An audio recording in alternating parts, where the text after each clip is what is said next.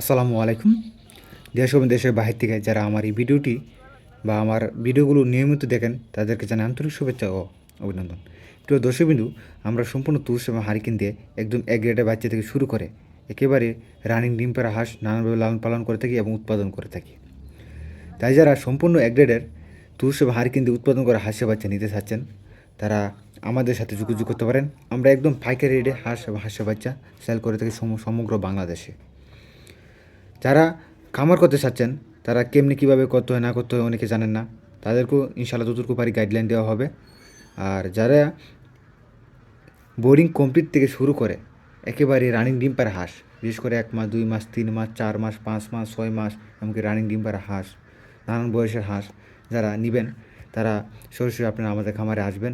আপনার কাঙ্ক্ষিত হাঁসটি দেখবেন, দেখার পর যদি আপনার পছন্দ হয় তাহলে আপনারা আমাদের খামার থেকে আপনার কাঙ্ক্ষিত হাঁসটি সংগ্রহ করবেন।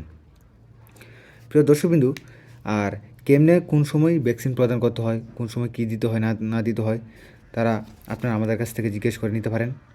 আর আমরা আমাদের যে বাস্তব অভিজ্ঞতার উপর ভিত্তি করে আমরা কীভাবে হাঁস পালন করে থাকি এবং কোন সময় কীভাবে হাঁসকে লালন পালন করে থাকি, কী পরিমাণ খাবার দিতে হয় না দিতে হয় বা কোন ধরনের ওষুধ প্রদান করতে হয় না করতে হয়, তার সব ধরনের তথ্য প্রদান করা হয় যারা আমাদের কাছ থেকে হাঁসের বাচ্চা নেবেন। অর্থাৎ তারা খামার জীবনে কী করতে হয় না করতে হয় ইনশাআল্লাহ যতটুকু আমাদের জায়গা থেকে দেওয়া সম্ভব ঠিক ততটুকু দেওয়া হয়। তাই যারা মনে করেন একদিন থেকে শুরু করে আপনার 6 মাস বয়স পর্যন্ত আপনি যে ধরনের হাঁস অথবা হাঁসের বাচ্চাটা নেবেন তারা আমাদের সাথে যোগাযোগ করতে পারেন। আর আমাদের লোকেশন হচ্ছে নেত্রকোনা জেলা মদন উপজেলা কুটরিকোনা গ্রাম। আবার বলতেছি নেত্রকোনা জেলা মদন উপজেলা কুটরিকোনা গ্রাম।